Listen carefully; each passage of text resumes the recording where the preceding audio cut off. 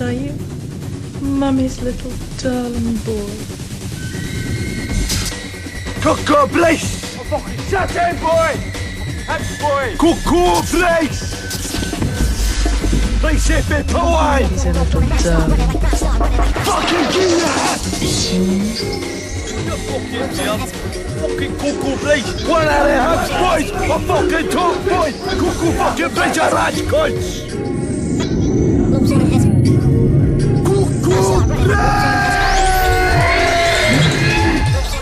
What are you? Stars in the moons collapse.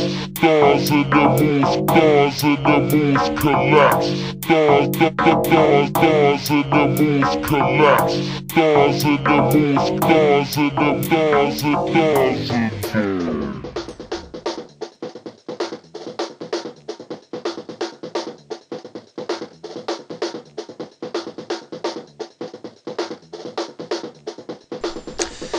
So this is a very good chance tonight to get to know COCO BRYCE better than any time, I guess.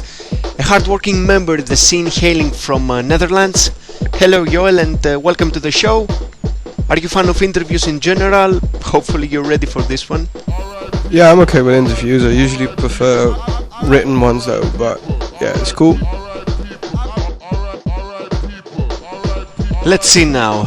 We'll take it back to your early times when you caught up with the music infection. Can you share with us your pure youth then and your desire to rave over Netherlands? Well, I didn't really get the desire to rave until I was like 19, 20.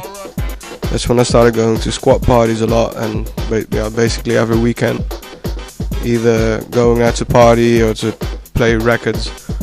But I started DJing when I was 16, and back then I barely ever went out. I just spent most of my money on skateboard stuff and buying records, and I'd go to like a big hardcore party every couple of months, but it wasn't like I was out raving every weekend or anything back then.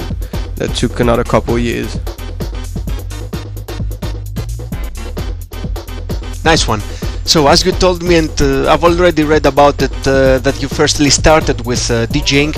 What forced you entering this chapter, and which do you think is your top night ever? Your best living experience, actually? Yeah, I basically started DJing because I've been listening to a lot of hardcore, breakbeat, that kind of stuff. And a couple of friends of mine had turntables at home, and I'd already started buying records.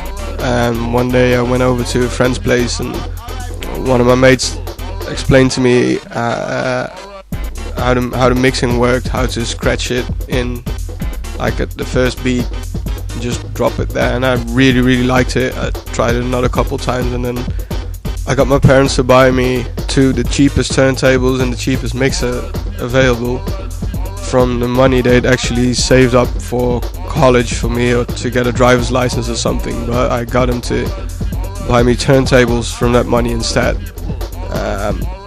And the best night ever, I think, as far as gigs go, I can't remember like the really old ones, because back in the day I used to play techno parties, squat parties basically every week, so that's kind of a blur. But in the last few years it must have been in Zurich, in a squat as well, funnily enough, in Zurich. That was a mental party. I really loved it there.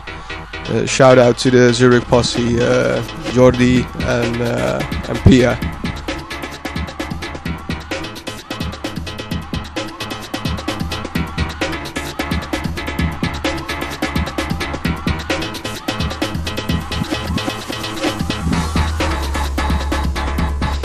Been running your own label Mirror over the last 7 years, if I'm right, releasing some outstanding and attractive limited cassette or vinyl formats on your releases, apart from the digital ones, of course.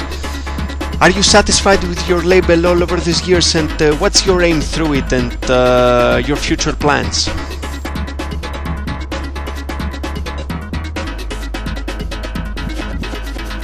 Yeah, I'm definitely satisfied with Mirror. Never really had any specific aim with that label. besides just releasing music that I'm into, be it like hip hop, squee, jungle, breakbeat, whatever. As far as future plans, just keep doing the same thing.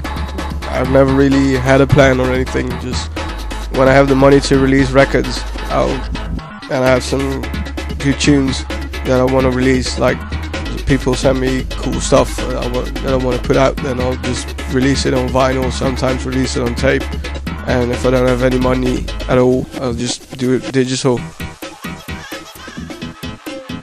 Nice. So setting up the sub-label of Me or Massive and releasing this class Hardcore and Jungle 4-track EP must be your latest hot news regarding label stuff. This EP is a great collab with FFF indeed. Can you tell us a few info about this release and how you came up collaborating with Tommy? Collaboration with Tommy, FFF, is just we've known each other for like 15 years or something, but we used to go to the same kinds of squat parties. That's where we met, through a mutual friend of ours. Even like 7 or so years ago, when I wanted to properly start my label, Mior, I was actually thinking of doing a split 7-inch with Tommy, or have him remix one of my tunes. And then when I finally got the money together to release some vinyl again, my focus had kind of shifted to more squee and hip hop kind of stuff. So that's what I did. It was a split 12-inch with Sluggerbat, who I just met a couple of months prior, and then the last year or 2 years or so, I've been talking to Tommy a lot again. Been buying a lot of jungle vinyl again as well, producing a lot of that kind of stuff, and so I just asked him if he'd be up for doing the split, and he was, and he sent me like 10 tunes to pick from, pick 2 favorites, pick 2 of my own tunes, and just sent it off for mastering and then to the pressing plant. That's basically it.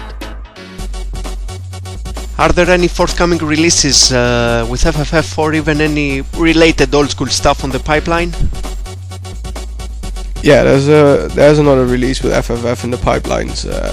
Actually, the second Mio Massive, another track by Tommy on there, and the A side of that record is gonna be by Abyss, this jungle breakbeat drum and bass producer from Southampton, if I'm not mistaken.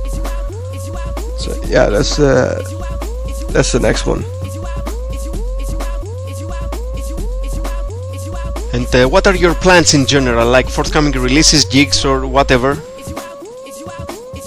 As far as releases go, gigs, yeah, well, the Mio Massive, and then I'm also planning on Mio proper. I'm doing a split LP, like 10 tracks, 5 tracks each, 5 tracks by me and 5 tracks by a Finnish guy called Kantori Poika, and it's gonna be called Space Nuggets, and that's gonna be a white label, just 10 tracks, crazy squeeze stuff, hip hop stuff. And let's try a hard one finally, like name me please your highly recommended producers and labels at the moment. At the moment, yeah, I don't really know, man. I haven't been I'm not so up to date with what's being released right now, to be honest. I've been buying a lot of records the last couple of years again. I kind of stopped buying vinyl for a couple of years, switched to just CDs, playing CDs, just buying digital stuff. And lately I've just been buying mostly jungle records, 90s stuff, and really all kinds of weird ethnic music, like, from Thailand. I'm listening to a lot of music from Thailand from the 70s. So yeah, I could, as far as like producers that I'm really into right now, contemporary producers, I have to go with Amy Faka, VC from Finland as well, from Helsinki. I really like his stuff. He doesn't put out too much though, but I really like his tunes.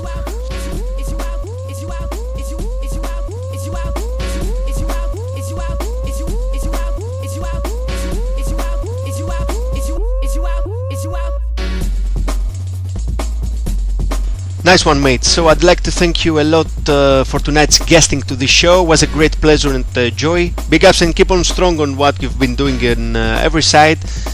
Time to go to your mix now. Is there anything you would like to mention about it?